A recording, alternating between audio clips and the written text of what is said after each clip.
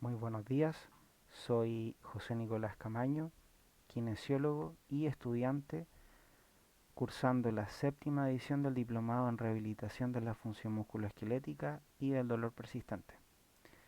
En este contenido audiovisual les compartiré mediante un paciente simulado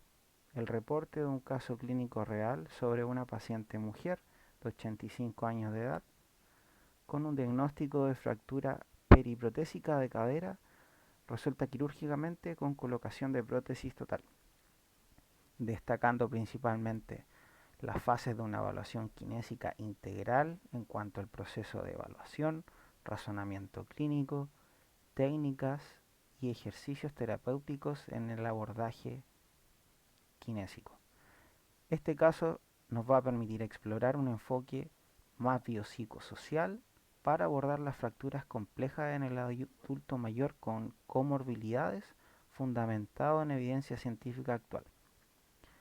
Dentro de la anamnesis próxima se indagó en profundidad sobre el mecanismo de acción de la lesión, lo cual fue ante una caída, ayudando igual a entender de mejor forma la anticipación de patrones de lesión específicos según el contexto de la paciente.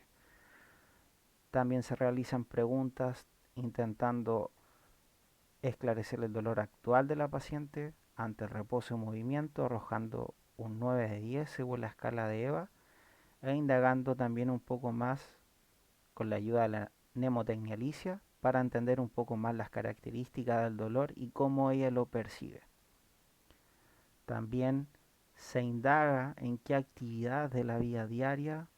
están siendo limitadas o restringidas posterior a la lesión ocurrida, relatando principalmente por la paciente el poder vestirse,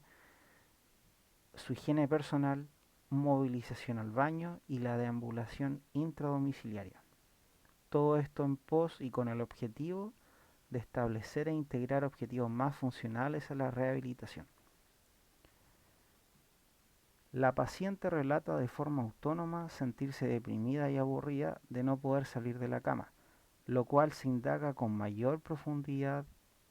y con preguntas mayormente dirigidas a identificar banderas rojas y amarillas principalmente, además de su estado psicoemocional actual. Se decide aplicar el cuestionario TSK-11 y la escala PCS para cuantificar el grado de kinesiofobia y catastrofismo, arrojando en ambos un puntaje alto, 30 de 44 en la escala de kinesiofobia y 34 de 52 en la escala de catastrofismo, interpretándose como un riesgo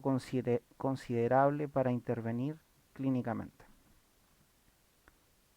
Durante el proceso de evaluación kinésica inicial, se comienza evaluando todos los rangos articulares, tanto de cadera, rodilla y tobillo de pie de forma activa,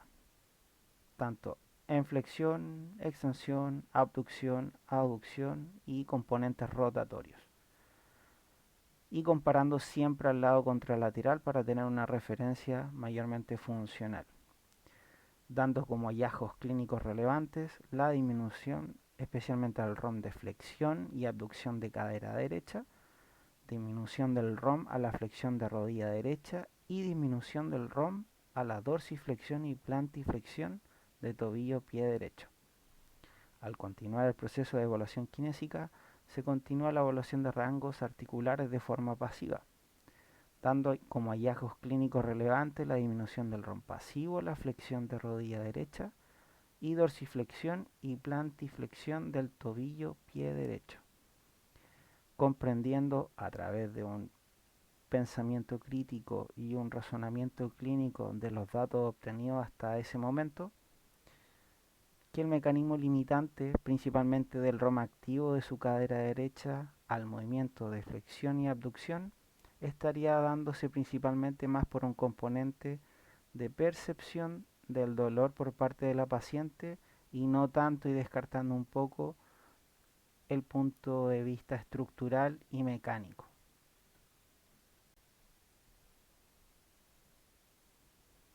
Continuando un orden de evaluación kinésica con un orden lógico,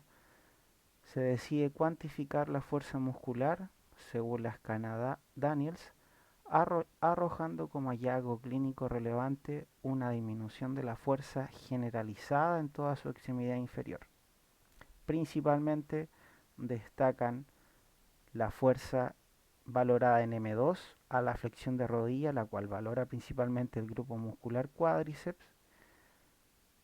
un M2 en flexión de cadera, representado mayormente por el psoas ilíaco, y también un M2 en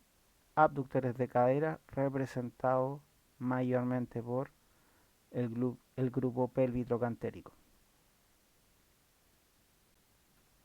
Se procede a iniciar con un test de compresión rotuliana para descartar un posible derrame intraarticular, ya que presentaba ciertos signos inflamatorios claros al momento de la inspección y observación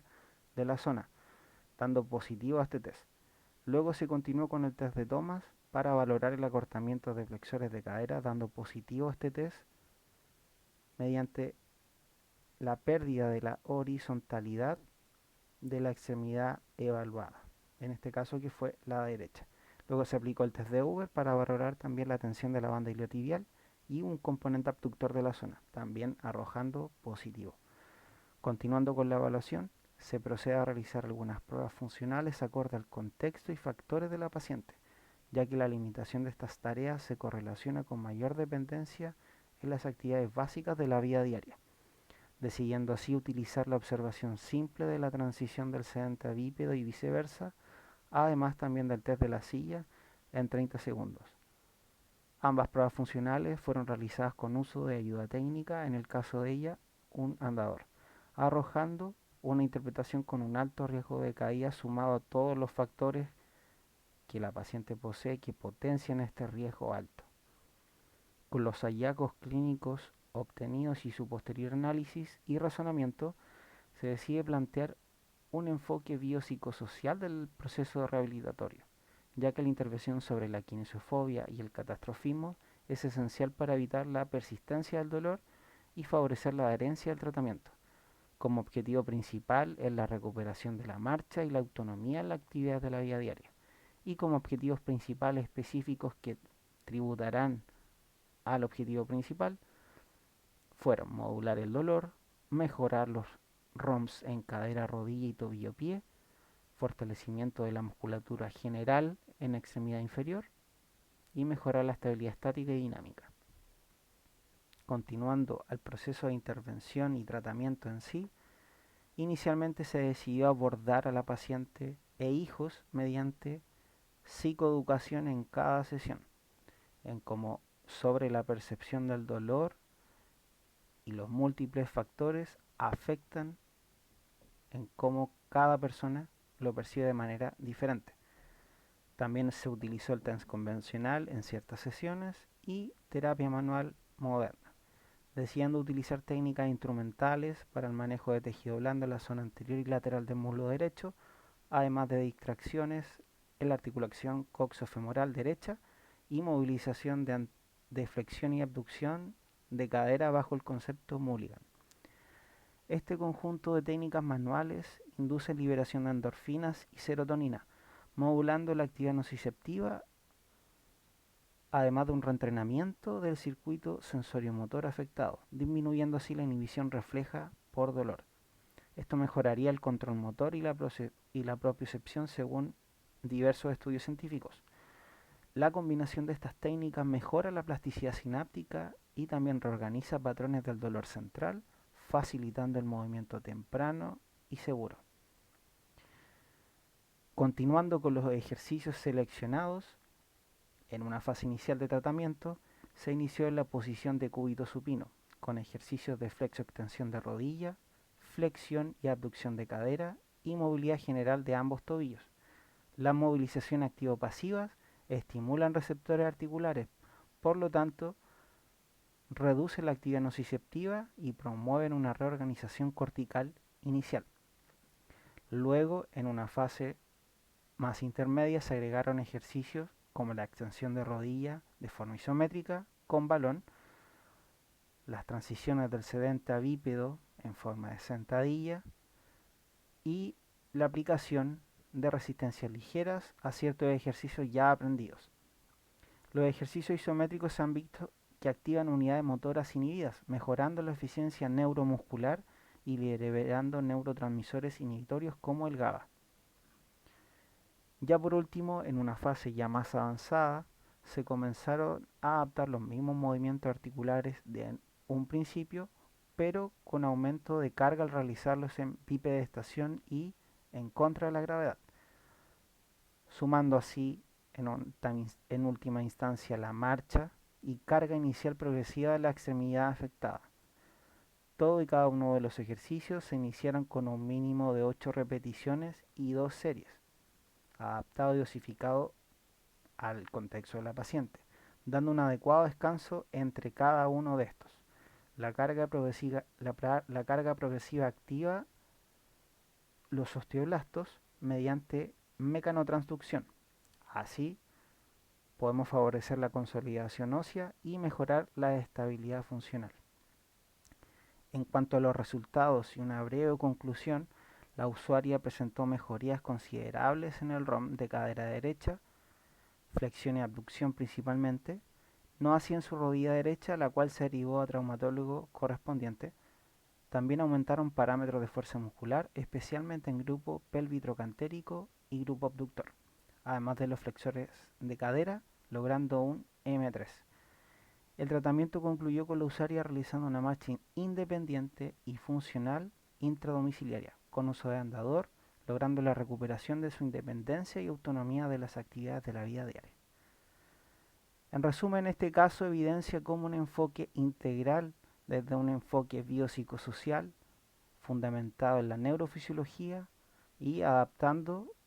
todo el contexto biopsicosocial, pudiendo transformar la rehabilitación de fracturas complejas en adultos mayores y traduciéndolo en una mejor calidad de vida.